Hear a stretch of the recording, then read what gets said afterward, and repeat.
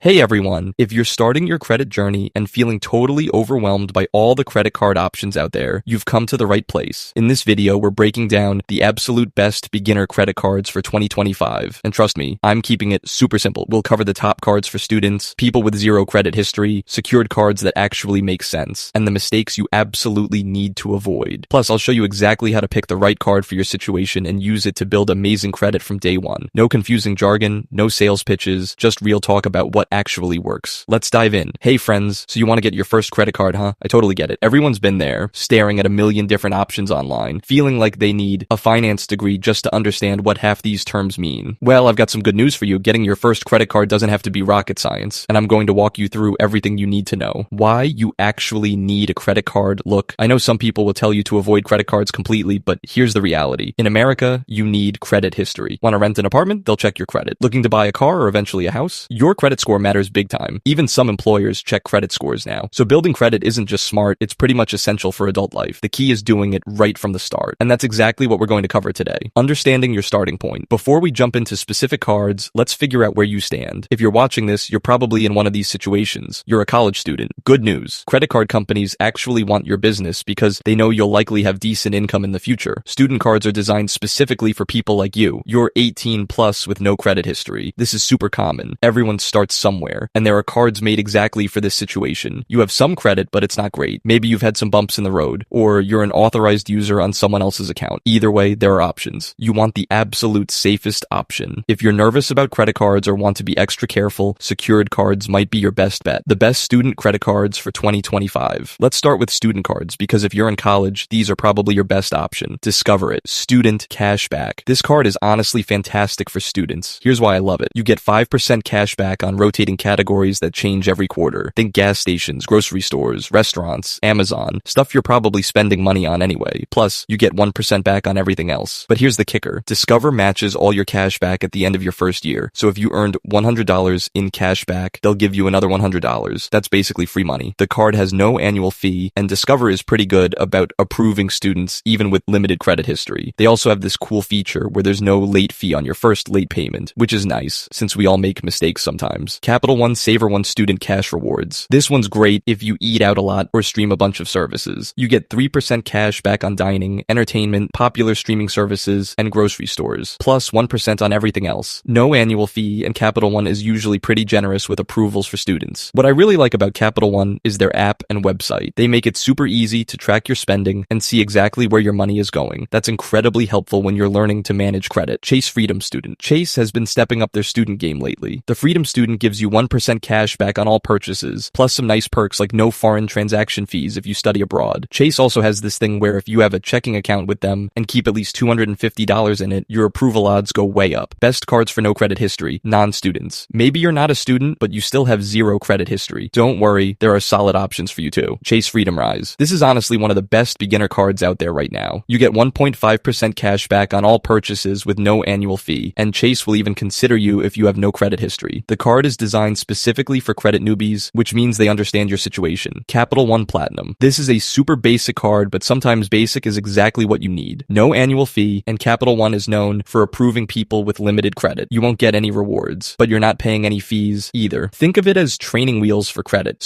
Discover it secured. This is hands down the best secured card available. You can actually upgrade to an unsecured card after just 6 consecutive on-time payments, which is faster than most other secured cards. Plus, you earn cash back just like the regular Discover It card. 2% at gas stations and restaurants, up to $1,000 per quarter, then 1% on everything else. And yes, they still match your cash back after the first year. Capital One Quicksilver, secured, simple, and straightforward. 1.5% cash back on everything. No annual fee beyond the deposit. Capital One is usually pretty quick to graduate you to an unsecured card once you've shown you can handle credit responsibly. Citi Secured MasterCard, no annual fee, and reports to all 3 major credit bureaus monthly, which is exactly what you want for building credit. It's basic but effective. What to look for in your first credit card. Alright, so how do you actually choose between all these options? Here are the key things to pay attention to. No annual fee. As a beginner, you shouldn't pay an annual fee. There are plenty of great cards with no annual fees, so don't waste your money. Low or no foreign transaction fees. Even if you're not planning to travel internationally right now, life changes. Cards with no foreign transaction fees give you more flexibility. Good customer service. Trust me on this. You're going to have questions, especially in the beginning. Choose a company known for helpful customer service. Discover and Capital One are particularly particularly good at this. Credit building features: look for cards that report to all three credit bureaus, Experian, Equifax, and TransUnion, and offer credit score monitoring. Many cards now show you your credit score for free, which is super helpful. Reasonable credit limit increases. Some companies are more generous with credit limit increases than others. Capital One and Discover tend to be pretty good about this. The application process: what to expect. Applying for your first credit card can feel intimidating, but it's actually pretty straightforward. You'll need to provide your social security number, your income, and yes, financial aid, part-time jobs, and even money from parents counts. Basic personal information like address and phone number. For students, you might need to prove you're enrolled in school, but usually they just take your word for it. One important thing: don't apply for multiple cards at once. Each application creates a hard inquiry on your credit report, and too many of those can actually hurt your credit score. Apply for one card, wait to see if you're approved, and then move on to the next option if needed. Building credit the right way. Getting the card is just the first step. Here's how to use it to build awesome credit: pay on time, every time. This is the most important thing you can do. Payment history makes up 35% of your credit score, so even one late payment can hurt you. Set up automatic payments if you need to. Keep your balance low. Try to use less than 30% of your credit limit, and ideally less than 10%. So if you have a $500 limit, try to keep your balance under $50. This is called your utilization ratio, and it's the second most important factor in your credit score. Pay in full. Ideally, pay off your entire balance every month. This way you avoid interest charges and show lenders you're responsible with credit. Use the card regularly. Don't just stick it in a drawer. Use it for small purchases you'd make anyway, like gas or groceries, and pay it off immediately. This shows consistent, responsible usage. Common mistakes to avoid. Let me save you from some painful lessons I've seen people learn the hard way. Don't max out your card. Just because you have a $500 credit limit doesn't mean you should spend $500. High utilization hurts your credit score and makes it harder to pay off the balance. Don't skip months. Some people think they can just not use their card for months at a time. While this won't hurt your credit directly, it doesn't help build it either. Small regular purchases are better than sporadic large ones. Don't close your first card. Once you build credit and qualify for better cards, you might be tempted to close your first card. Don't do it. The length of your credit history matters, so keep that first card open even if you barely use it. Don't fall for store credit cards. Those department store cards that promise instant savings, usually not worth it for beginners. They typically have high interest rates and can only be used at specific stores. Building credit beyond your first card. Once you've had your first card for 6 to